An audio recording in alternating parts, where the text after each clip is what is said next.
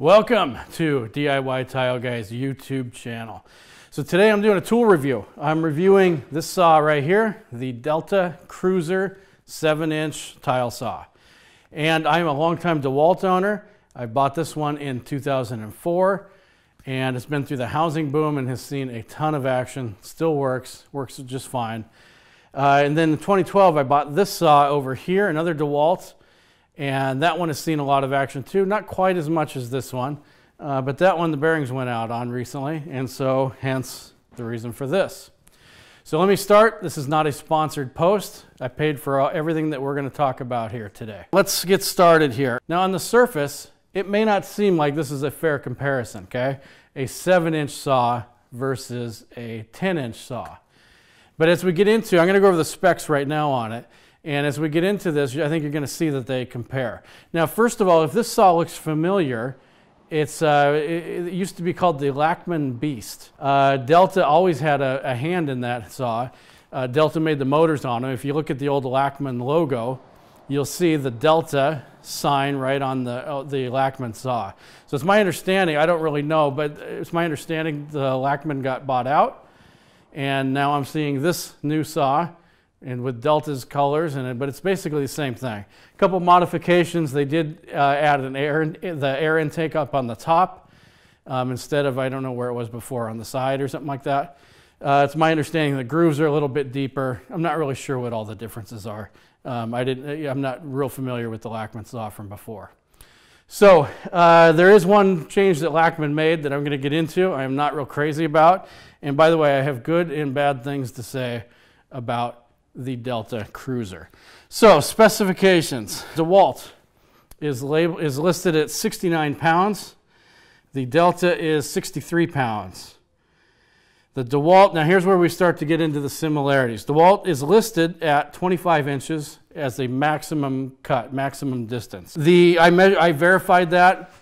It will cut every bit of 25 inches. By my unofficial measurements, it looks to me like it'll cut 25 1/4 or so. It depends on, there's some factors involved, the thickness of your material and that sort of thing. The Delta is listed at 24-inch max cut. That's right off of their website. I verified that. Delta will cut 25 inches also. In fact, I have it as cutting 25 3/4 of an inch. So a little bit, maybe just a little bit more than the Dewalt in that category, but each of them will cut 25. And if you tilt the blade up, you can actually, you can get a little bit further under there and then bring the thing down. So you can actually cut a little bit, a couple inches bigger if you needed to. 27, 28, I don't know what the maximum would be on that. Both saws are listed as cutting an 18 by 18 on diagonal. From the Dewalt, I measured from the blade to the housing, or to the arm, I should say. And I come up with 13 1/8 or so inches from the arm to the blade. Delta, I measured the same thing. Now you see the Delta's got the curve to it, so it's a little bit arbitrary. What I did is I put a tile on here, shoved it all the way into the arm, and then measured the tile. And when I did that, I come up with about 12 7/8 or so. So about 1/4 inch shorter than the Dewalt, but they should cut the 18s on diagonal, either saw. Okay, Dewalt, 15 amp motor. Delta, 13 amp motor. RPMs are obviously going to be different, 10-inch blade versus the 7, so the one is smaller than the other. I looked online. This is not manufacturer's retail price, but for pricing, I looked online. Dewalt looks like about $750 to $850, somewhere in that range with the stand. And Delta is in the $500 to $600 range. It's not unusual to find it a little over $600, and that's with the stand. And we'll get into the wheeled stand too, besides just the scissor stand. First impressions of the Delta. When I was putting the Delta together, first thing I noticed is the big knobs on here. It's a much welcome change from the Dewalt. Dewalt has the smaller, plastic knobs. They're smaller and plastic and hard, and sometimes they're a little bit hard to free up and that sort of thing. So I like the big knobs, rubber on the outside. Easier to crank down, easier to use, easier to operate.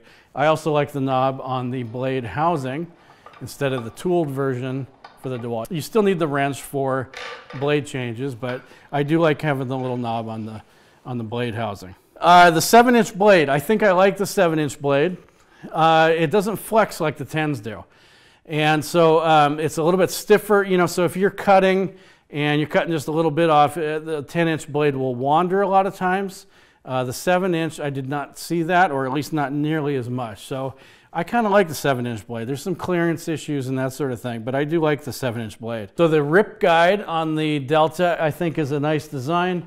It's big, and it has it's adjustable and has the positive stops on the 22, but you can adjust it somewhere in between. You know, Dewalt just has the 45. I do kind of like the Dewalt though, because as you're cutting, you can just flip the thing over, whereas Delta, you do have to always, you know, manually, you know, adjust the little center clamping lever deal, whatever you want to call that thing. Water management. Now the issue with the Lachman was water management. Delta has those same issues, I would say, pretty much. Keep in mind, I'm comparing it to the Dewalt. Dewalt is fantastic when it comes to water management.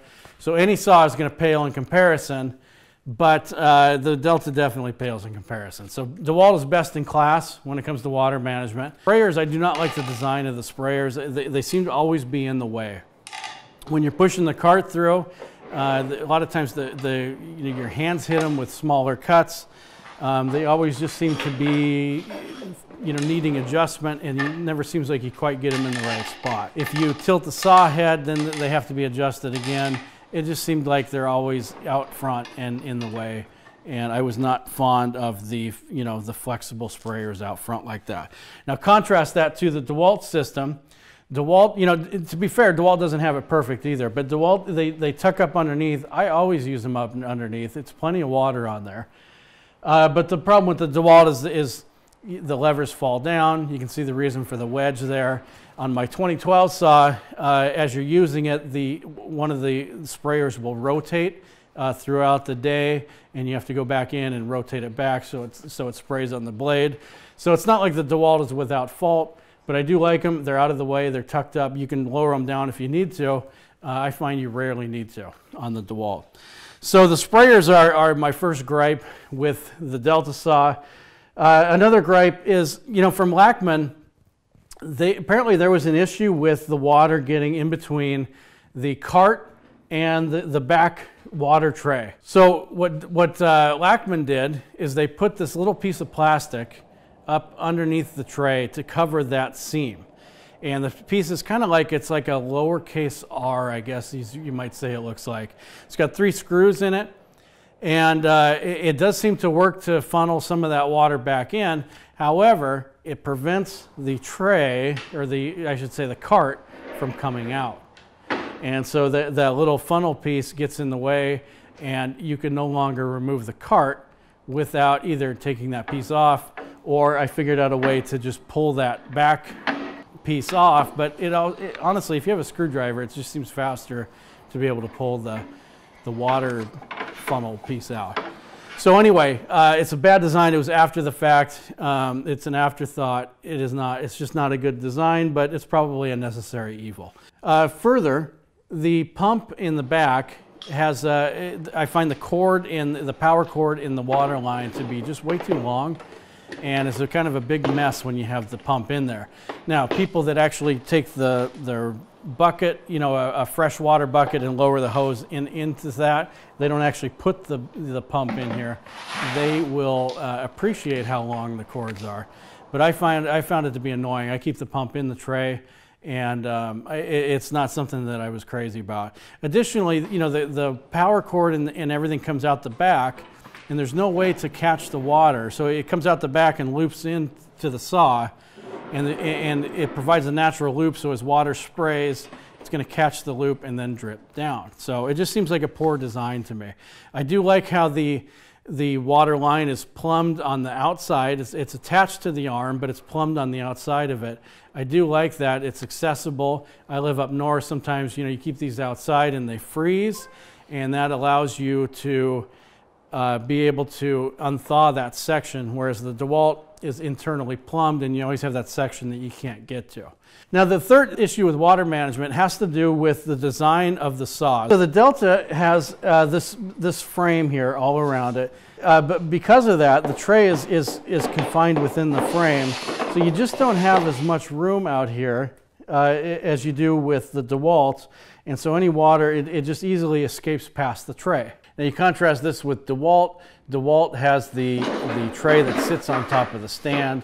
The saw merely just sits inside that tray, and the tray is quite a bit larger than the saw and is able to collect a lot more of that water.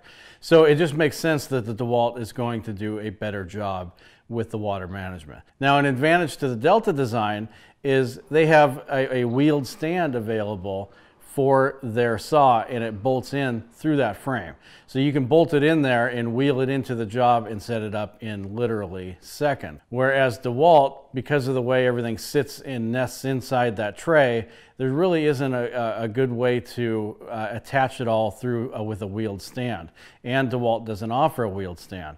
Might not be a big deal with the smaller Delta saw, but keep in mind the bigger 10-inch Delta, and DeWalt also came out with the D34000, which is bigger and heavier and very similar to their existing design. The wheel stand might be a better option for that, and I just don't see it happening with the DeWalt. Two final nitpicks of the Delta saw. One is the plunge feature. Delta put the handle for the plunge, or the knob, around the side of the blade, and it's not in a very handy location. It's nice to be able to keep one hand on the saw, the handle, and then be able to operate the knob with the same hand. Now, DeWalt has it right up in front. You're able to keep a hand on the handle, turn the knob, and operate the plunge. Additionally, the Delta, it just seems to take too many turns to loosen the plunge up all the way, and so I just think that it could have been a little bit better design on that. One final nitpick of the Delta saw, the rolling cart. It has the measurements along the front in the cart. However, those measurements do not extend onto the extension tray, and that is an unfortunate and inconvenient oversight. So let's sum up where we are here. Delta has put together a saw that competes with the DeWalt. Cuts 25 inches like the DeWalt, cuts an 18 by 18 on diagonal. It does the plunge, it does the tilting, and it does it in a smaller, lighter, and less expensive package. So that's what's good. And the big knobs are good. 7-inch blade I like. Here's what Delta didn't do quite so well. They didn't carry the numbers across onto the extension tray. The sprayers in the front are annoying. The cords in the back are annoying. And the water management is not nearly up to par with what DeWalt does. So those are some things that they could have done better. To sum up, if I could do it again, would I still take a chance and buy this saw over the DeWalt? Or would I just buy another DeWalt? The answer is, even though I like the DeWalt much, I would still buy this saw just for the reasons that I listed. It's smaller, lighter, and does basically the same things. The question is, will it stand the test of time? And that's a question I don't have the answer to yet. I've used it a little bit so far. It's just going to remain to be seen. And so if this thing conks out in a month, I will be changing my answer on whether it's a better buy than the DeWalt. But right now, I do like what the Delta has to offer, and I think it's a good saw, and I would buy it again. So keep in mind, on DIYTileGuy.com, I have done a written up review of this video. It's got a few extra details, some pictures, and that sort of thing that you can check out. So DIYTileGuy.com if you want to learn more.